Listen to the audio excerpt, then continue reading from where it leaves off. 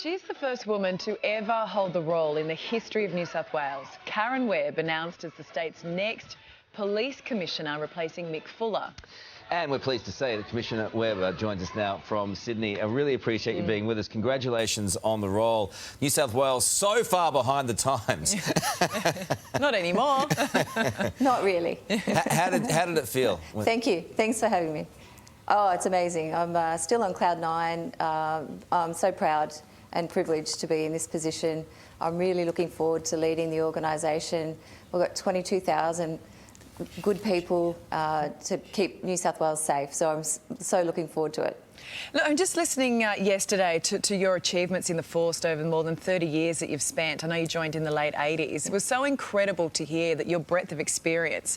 But you go back to when you started, and I think it was something like 10% of the entire organisation made up of women. It's now at 35, so there's still a bit of way to go. But when you joined as a young constable, did you ever think that one day this would be possible?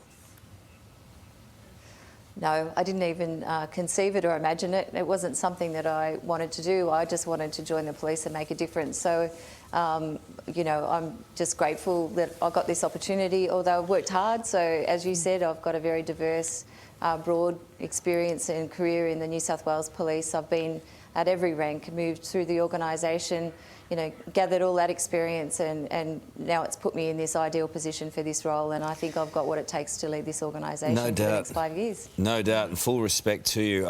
You know, we're seeing on the streets now more and more women police officers, and I think it is wonderful. But it's a tough job. I mean, how do you convince those who aren't in that role that it's a great job when you see some pretty difficult things to confront on any given day? Yeah, but it's so rewarding. It's been a rewarding career for me in every role I've had, everything I've done, helping the community, working with victims, locking up offenders. You know, it doesn't really get much better than that. And so it's a job that offers so much variety. It's a diverse role. You could end up working anywhere in New South Wales. You know, it's taken me overseas and interstate at times. So it's just a job that gives you a bit of everything. And, you know, I just encourage anyone that's thinking about joining to sign up. We're actually recruiting at the moment, so it's good timing you mentioned that. Karl? Wouldn't mind having a crack, actually. I don't know if you're ready for that yet. No age limit, so you're never too old, you know. So. Or overweight. You've got to be a certain fitness, don't you? Yeah, anyway, you'd be all right. Yeah, I'd be fine. You know, just a bit of focus, you'll be okay. That's, you know, you do need to be fit, but, you know, with some work, you know, we can get you in shape. Oh, thanks. I can see a lovely segment we can do for that, getting Karl ready for the cops. That's called support, Ali. Yeah. Not something you're familiar with. That's actually true, Karen. But look, just listening to you yesterday, you made that point of, you know, it'd be so nice to get away from policing in a time of pandemic and getting back to doing, you know, the job on the front line, which I know has still been happening. But for you, I heard that a focus is going to be victims of crimes. And as you will know, there've been real dramas in it, particularly when it comes to things like sexual assault, the sexual assault complaints actually ending up in convictions. So this is going to be something you're going to focus on in the years to come? Yeah, I certainly will. You know, victims of sexual assault, child abuse, domestic violence, you know, they're a vulnerable cohort of victims that require, you know, extra support, dedicated resources to make sure that, you know, they stay engaged in the process, to see it through to conclusion. One of the things that I want to work on, you know, we know that sexual assault is underreported. You know, to get a whole picture and a proper picture, we need to know the extent of it, and then we can really tackle it. You know, I want to lock up sex offenders.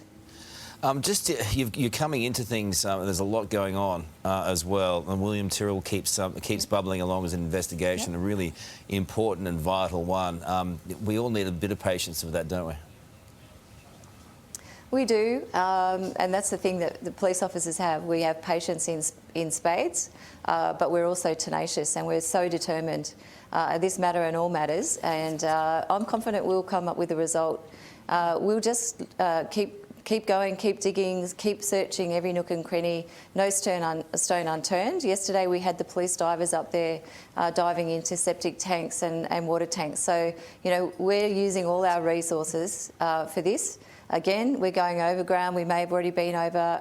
As I said, no stone unturned, and I'm confident we'll, you know, turn up something. Karen, just before we go, I can't imagine the difficulties and I can't imagine the challenges you have had, in the force over the last 30 years. What got you to the top? I'm pretty determined.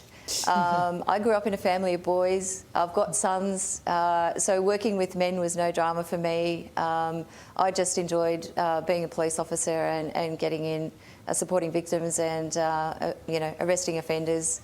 It's just been a rewarding career, and my time's not done. Now I've got to lead 22,000 people forward for the next 5 years, and I'm so excited. Well, a very well-deserved appointment, and good luck with it. It's a big job and big shoes to fill with Mick Fuller leaving, but no doubt you are the person for the job. Well done. Sounds like Judy is calling. Thank you. Thanks, guys. Yes. Timely.